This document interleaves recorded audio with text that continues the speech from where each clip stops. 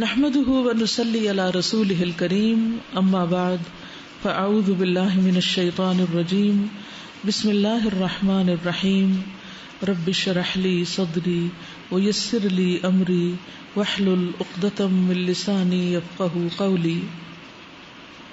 آج کا lesson page number 361. واللہ جل جلالہ فالق الحب والنوى یخرج الحی من المیت ومخرج المیت من الحی ذالکم اللہ فانا تؤفکون. واللہ جل جلالہ، اور اللہ جل جلالہ، فالق الحب والنوى، پھاڑنے والا ہے دانے اور گٹلی کا، یعنی زمین میں جو بیج بویا جاتا ہے اس کو وہ پھاڑتا ہے، چاہے کھجور کا بیج ہو یا خمانی کا ہو یا لکاٹ کا ہو یا گندم کا دانہ ہو. یخرج الحی من المیت، نکالتا ہے زندہ کو مردہ سے، جیسے مردہ بیج سے زندہ پودا نکل آتا ہے، اسی طرح اللہ تعالیٰ قیامت کے دن مردہ سے زندہ کو نکال لے گا. ومخرج المیت من الحی، اور نکالنے والا ہے میت کو زندہ سے. یعنی بعض اوقات زندہ ماں ہوتی ہے لیکن بچہ مردہ پیدا ہوتا ہے. ذالکم اللہ، یہ ہے اللہ. فانا تؤفکون، تو کہاں سے تم پھیرے جا. انسان کے سروائیول کے لیے کسی بھی چیز کا بہت زیادہ اچھا ہونا، ٹیسٹی ہونا، جو ہم کھاتے پیتے ہیں وہ کبھی بھی ضروری نہیں. اللہ تعالیٰ نے اینیملز جو ہیں لیوز کھا کے، انسیکٹس کھا کے، اس طرح کی چیزیں کھا کے زندہ رہتے ہیں. تو انسان کو بھی اگر اللہ تعالیٰ یہی چیزیں پرووائڈ کر دیتا تو تب بھی ہم سروائیو کرتے. بٹ جسٹ کہ اللہ تعالیٰ کی نعمت ہے ہم پہ کہ وہ جو چیزیں ہم کھاتے ہیں وہ اتنی اچھی ہیں، جبکہ اس کا اتنا اچھا ہونا دکھنے میں بھی اور اتنا اچھا ہونا ٹیسٹ میں بھی کبھی بھی ضروری نہیں تھا ہیومن سروائیول کے لیے. لیکن کبھی بھی ہم نے کچھ کھاتے ہوئے ایسے شکر ادا کیا کہ کتنا خوبصورت، جیسے سیب ہی کھا رہے ہیں، کیسا کلر بنایا اوپر، حالانکہ وہ چھلکا عام طور پر اتار ہی دیتے ہیں، لیکن دیکھنے کے لیے کتنا خوبصورت ہے اور اس کے اندر غذائیت بھی ہے. اور پھر کتنے بہترین طریقے سے اس کے اندر بیج لگے ہوئے ہوتے ہیں اور اس پورشن کو کتنا الگ سے بنا دیا جس میں بیج ہے.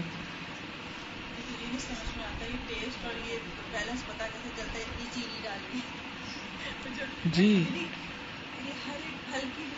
یہ فیسینیٹ کرتی ہے کہ کلر بھی ہے، پھر ہم سے تو ذائقہ ہی نہیں آتا. اتنے مسالے کر لو، پیاز کبھی پہلے بھون لو تو پھر کم کرو، یہ کرو، تو ویسے ہر پھل کا ذائقہ کتنا بیلنس. یعنی کبھی ایسا نہیں لگتا کہ کیلے میں چینی اتنی ہونی چاہیے تھی، یا ایسا نہیں لگتا کہ سیب میں نہیں ذائقہ یہ والا نہیں، یہ والا ہونا چاہیے تھا. یہ آتا کہاں سے؟ یہ سمجھ سے باہر ہے. اس کو تو جتنا سوچے. خوشبو کہاں سے آ جاتی ہے اس میں؟ یعنی کلر کیسے؟ کیا زمین میں کوئی خوشبو رکھی ہوئی ہے یا اوپر سے کہیں سے چھڑکائی جاتی ہے یا ڈالی جاتی ہے؟ پیکنگ کس مٹیریل کا مرحلے پہ جا کے ہوتی ہے، کہاں وہ فیکٹری ہے، رنگ کہاں سے آتے ہیں، بہت ہی حیرت انگیز بات. یعنی ان ساری چیزوں کے لیے مٹی بھی ایک ہی اور پانی بھی ایک ہے، لیکن طرح طرح کے پھل ہیں اور ہر طرح کی چیز ہے اور ذائقے بھی مختلف ہیں. اور ایک ہی پیڑ میں آپ دیکھیں کہ کئی دفعہ اگر کینو کوئی بہت میٹھا ہوگا اور کوئی اسی کا ویسا نہیں ہوگا. اساتذہ، جو جانوروں کا ذکر آیا ہے جن کے اوپر سواری کرتے ہیں یا سامان لاتے ہیں، ان کی جو ہے اللہ تعالیٰ نے اس طرح کی بنا دی ہوئی ہے ہمارے لیے ماشاءاللہ سواری، کہ اس کی اہمیت کبھی بھی کسی بھی دور میں کم نہیں ہو سکتی. کہ دنیا کے بہت سارے پاکستان کے ایون کے ایسے علاقے ہیں جہاں پہ بڑی بڑی گاڑیاں نہیں جا سکتی ہیں، اور وہاں پہ جو سامان ہے وہ خچر جو ہے وہ اٹھاتے ہیں، اونٹ اٹھاتے ہیں، اور ان کو ہاں جی، اور ان کو جو کھانا پینا ہے وہ بھی اللہ تعالیٰ وہیں سے فراہم کر دیتے ہیں. ہمارے تو وہاں پہ گاڑیوں میں پیٹرول ختم ہوتی تو پیٹرول لانا ایک پرابلم بن جاتا ہے، ڈرائیور نہ ہو تو اس کو چلانا مشکل ہو جاتا ہے. یہاں پہ وہاں پہ چھوٹے چھوٹے سے بچے ہی ان کیا کہتے ہیں جانوروں کو جو ہے وہ چلا لیتے ہیں، لے جاتے ہیں. ان کے چلانے کی سینس جو ہے نا آٹومیٹکلی اللہ تعالیٰ دے دیتے ہیں.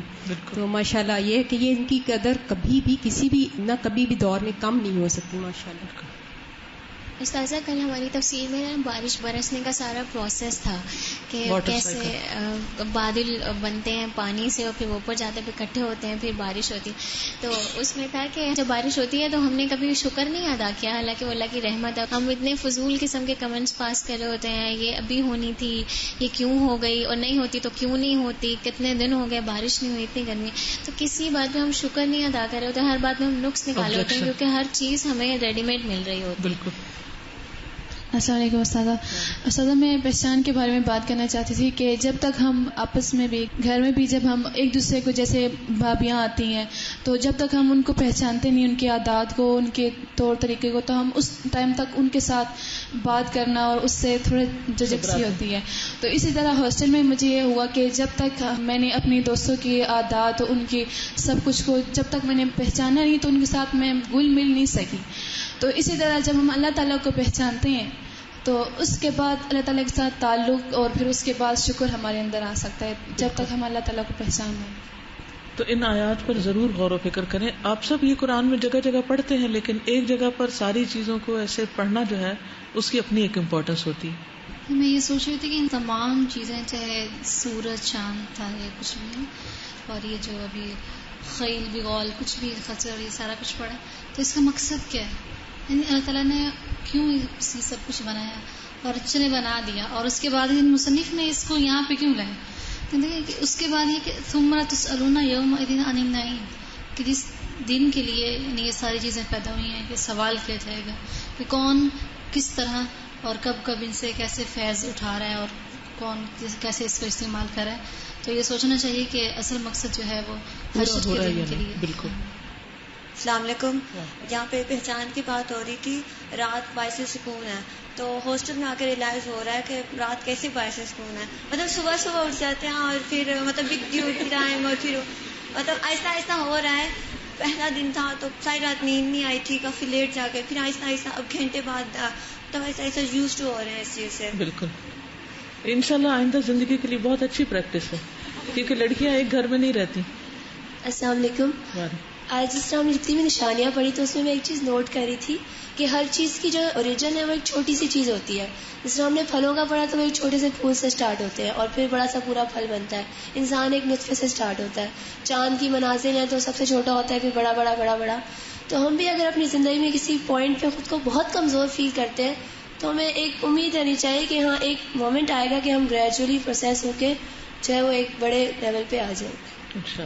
السلام علیکم. استاذہ آج کی آیات میں نے ایک بات بہت نوٹ کی کہ اللہ تعالیٰ ہر آیات میں هو الذی خلقکم هو الذی جعل لکم، یعنی اللہ تعالیٰ کا انداز بیان اتنا بہترین ہے اور اپنی ذات کی معرفت لوگوں کو دینا چاہتا ہے کہ وہی ایک ذات ہے جس نے تمہارے لیے مسخر کیا، جس نے چاند سورج بنائے، اور پھر بھی اینڈ میں کیا کہہ لعلکم تتقون، تاکہ تم تقوی اختیار کرو. اور پھر اللہ تعالیٰ یہ بھی انسانوں کی خاصیت بتا رہے ہیں کہ بہت کم ہے جو شکر ادا کر رہے ہیں. اور اپنی اللہ تعالیٰ کی یہ مجھے ان آیات میں بات بہت اچھی لگی کہ اپنی ذات کا احساس ہمیں اللہ تعالیٰ دلا رہے ہیں کہ صرف وہی ذات ہے جس نے یہ تمام چیزوں کو ہمارے لیے مسخر کیا. اگر ان سب چیزوں پر غور کریں تو شرک کا کلا کما ہو جائے، شرک بالکل ختم ہو جائے. یعنی ہم انسانوں پر بھی ریلائے کرنے کی بجائے اور دوسرے آبجیکٹس پر سب کو چھوڑ کر صرف اللہ کے ہو جائیں. السلام علیکم. میری فیملی میں سے پہلے کبھی کوئی الہدا میں نہیں پڑھا. جب میں الہدا آ رہی تھی میں نے اپنی فیملی کو بتایا کہ میں وہاں جا رہی ہوں تو سب میں سے یہ پوچھ رہے تھے کہ آگے نہیں پڑھو گی، اسٹڈی اسٹاپ کر دی ہیں اینڈ آل دیٹ. تو یہاں جب آئی تو اتنی ڈفیکلٹی تھی، بٹ قرآن کو جب پڑھا اور اللہ کے مطلب اتنا پتہ لگا کہ ہم کیا کر رہے ہیں اور ریئل میں ہمیں کیا کرنا ہے، تو مجھے ساری وہ باتیں یاد آتی ہیں کہ ہم لوگ کتنے گمراہ ہیں اور ہماری فیملیز بھی ہمیں کبھی سپورٹ نہیں کرتی ہیں. لائک ہماری سوسائٹی کس سائڈ پہ جا رہی ہے، اور اگر ہماری سوسائٹی میں کبھی کوئی ٹرائی بھی کرتا ہے کہ آگے آنے کا، میں نے نہیں سوچا تھا کبھی کہ میں کبھی الہدا آؤں گی. اچانک سے پتہ نہیں کیا ہوا میں یہاں آ گئی اور پڑھ رہی ہوں، اور کبھی میں نے نہیں سوچا کہ میں یہاں سے جاؤں گی. کوئی بھی ڈیفیکلٹی ہوتی ہے نا تو میں یہ سوچ رہی ہوتی ہوں اللہ نے یہاں بھیجا ہے تو کچھ تو ہوگا جو میں یہاں پڑھی ہوں. اور جب میں پڑھ رہی ہوتی ہوں کلاس میں پھر مجھے اور موٹیویشن ہوتی ہے کہ نہیں مجھے کمپلیٹ کرنا ہے ہر حال میں، چاہے سوسائٹی میری فیملی جو کچھ مرضی کرے، چاہے ہم MBBS کر لیں چاہے ہم کچھ بھی کر لیں.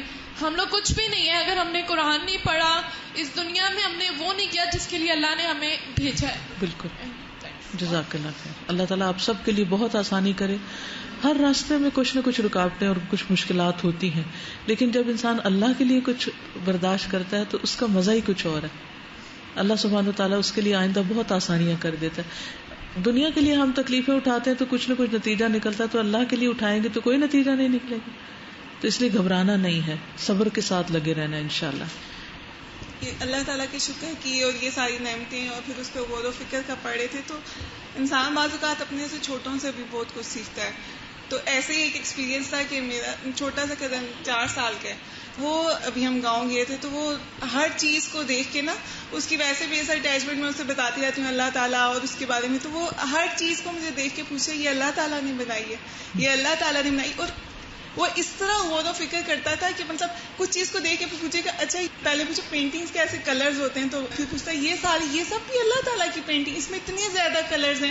اور پھر وہ میں نے کہا جی یہ اللہ تعالیٰ نے بنائے. تو وہ اتنی خاموشی سے اتنی غور و فکر سے اس کو کافی دیر سوچتا رہا، پھر کہتا ہے اچھا یہ بھی اللہ تعالیٰ نے. وہ ہر چیز کو، کیونکہ اللہ نے انسان کی فطرت کے اندر توحید رکھی ہے نا، اپنی پہچان رکھی، تو بچے جو ہیں وہ جلدی سمجھ جاتے ہیں. یعنی جو باتیں ہماری لیئرز اترتی ہیں اور پھر ہم کسی نتیجے پہ پہنچتے ہیں، وہ جلدی پہنچ جاتے ہیں. اوکے، جزاکم اللہ خیرا. سبحانک اللہم و بحمدک، اشہد ان لا الہ الا انت، استغفرک و اتوب الیک. السلام علیکم و رحمۃ اللہ وبرکاتہ.